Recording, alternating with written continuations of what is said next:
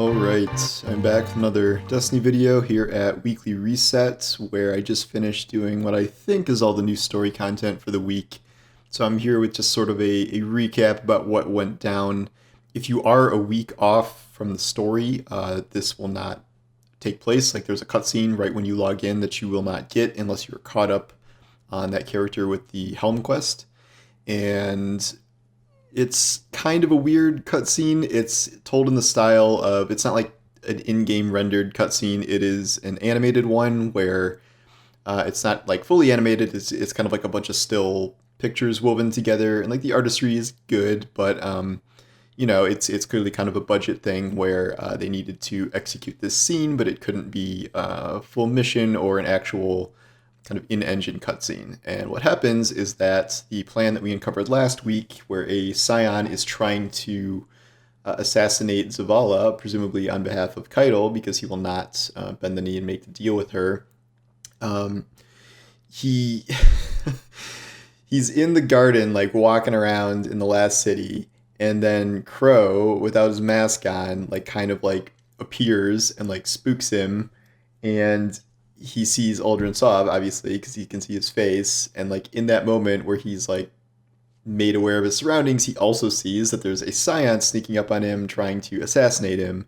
So he turns and blasts the Psion, and when he turns back, Aldrin and Crow are gone. And that's kind of the extent of the cutscene. Later, he talks about how he's been hallucinating, Aldrin Sov, and he keeps thinking he's seeing him around the tower. After this, you go back to the helm, and Saladin launches into this whole speech about how pissed he is that Zavala was almost assassinated, and we need to retaliate by tearing Caiatl's forces up and stuff. And then we get a short scene with Crow and Osiris, where Osiris is tearing into Crow for going to the last city and then having his mask off. It's not really clear why he had his mask off or why he bothered to do that. That cutscene was just a little kind of awkward, and I didn't really understand the mechanics of it. But in short, he probably saves Zavala's life. Osiris's new plan is to assign Crow to be Zavala's bodyguard. All right, even though Crow is essentially a new light, and Zavala is Zavala and the most powerful dude ever. I guess he's vulnerable if someone sicks this light suppressing gadget on him. I don't know what that would do to any bodyguards that were near him, or if it literally only works on one guardian, but we'll see. And they think there are going to be future attempts on his life. So that's kind of what went down there. We talked to Crow, and he's like, I don't I should have put my mask on, like whatever.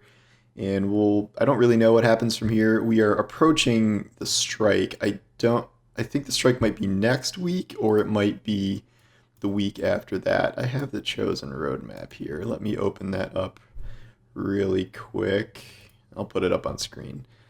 And that's March 23rd. So we have 2 weeks until that, and I assume Proving Ground, the name of the strike, will be some sort of showdown against either Caiatl's top lieutenants or her, her herself. I don't expect to kill her. I don't think that's really going to be a thing, but I'm thinking this all heads to a place where we are proving ourselves to Caiatl and can enter into an alliance that is not having one race of people bow to the other, but it's more of a partnership to survive against the Hive in the darkness.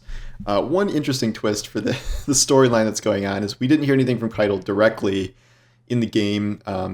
She's not in the Presses mission either this week. That kind of didn't really go anywhere. I think the dialogue reset there. I don't think there's new dialogue unless my game glitched out. But Caiatl has decided to take over the Destiny social media accounts for the past 48 hours and has been tweeting and replying to some comments. Yesterday was just like, hey, it's Caiatl, like, form an alliance with me. And then she replied to a couple people asking her to step on them, because, of course, was by saying, like, I'm a Cabal Empress, you're already beneath me. So I'm not sure which social Bungie team person is writing these, but it's pretty good. Today, her tweets are a little more relevant. I'm going to read what she said today. She, pretty much at reset, she said, when my father Callus sought guardians to become his shadows, he extolled them with riches and titles. I will drip no such honey in your ears. You need respect, not praise. Guardians are legends. Guardians have killed gods. And there's a picture of what appear to be Guardians running inside of her ship. I think this is probably part of the strike towards something that looks like a treasure chest at the end. I'm not sure.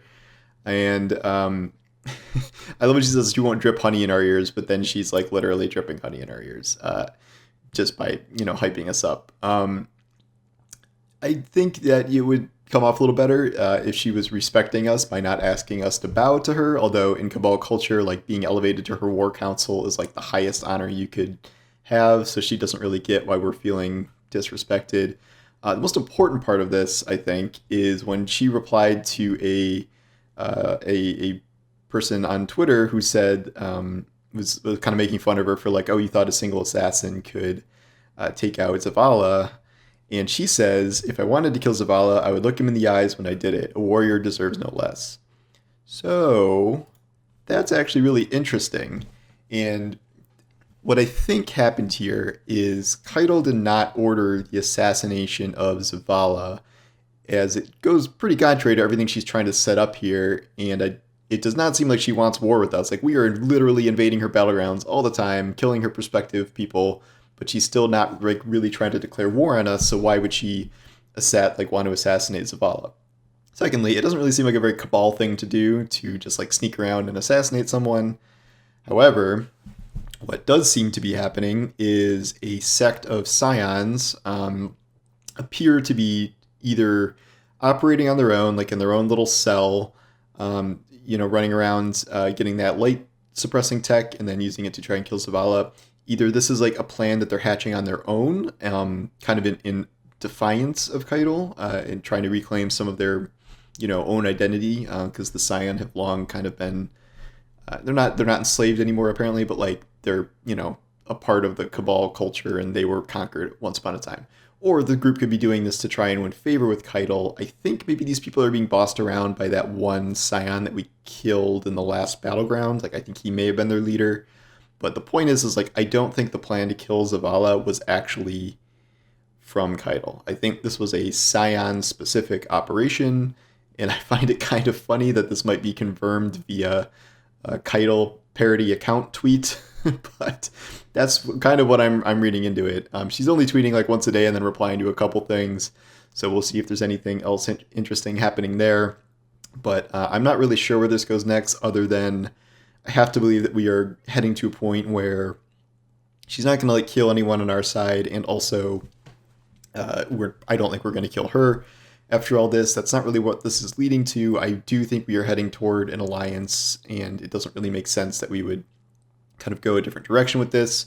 I have a grand theory, a very grand theory that I might have to write up about how I think at the very end of the season that we will form an alliance and prove ourselves in the proving grounds and whatever, and the sign of Caiatl's respect for us and the sealing of our alliance will be her giving us the hammer of proving.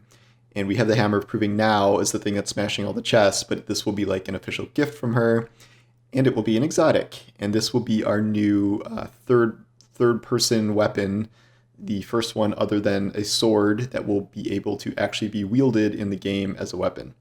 Bungie has phrased things very more than once, at least 2 or 3 times. When talking about 3-peaking, where they refer to third-person weapons in competitive Crucible modes, which the only third-person weapon in competitive Crucible modes is a sword. So they keep using that very specific phrasing, implying there are more third-person weapons coming. I think that the first non-sword one could be a hammer. There are already animations for it in the game, obviously, and Bungie is the team that made the gravity hammer, so they know how to make hammers. So that's my grand theory about the new exotic. I'll probably do another video on that as we get closer to the end of the season. For now, it's just kind of reading a couple more lore entries. There's some more history of Caiatl and how she had to kill one of her mentors or generals or something who was infected by Xivu Arath, I think. And then there's Saladin like torturing and murdering a Scion for information, which is fun. And then there's some more information, even though there's no new voice lines on the Glycon, there's some more information about what happened there. If you haven't gone ahead and read all the data mine lore entries, this week's is about, he's kind of learning what Callus's plan is, where the Scorn are empty vessels that he's planning to fill with darkness, and then fly the ship out to one of the darkness anomalies and then like extract knowledge that way. And his plan is to use the darkness to help him reclaim Torbottle, the Cabal homeworld that fell to Zebu Urath.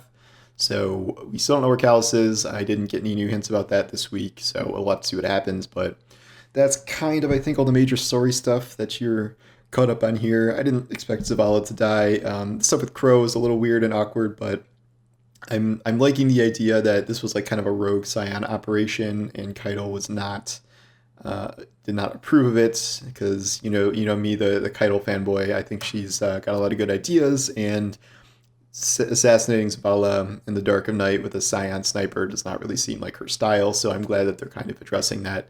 We'll see what happens next. I don't know what'll happen next week, the week before Proving Grounds.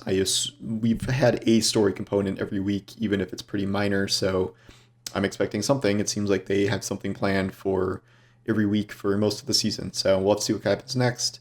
And yeah, I'll report back when there's more to talk about. We still don't know if trial's going to happen this week or not. GM Nightfalls are next week, so that's probably going to be the major game edition there.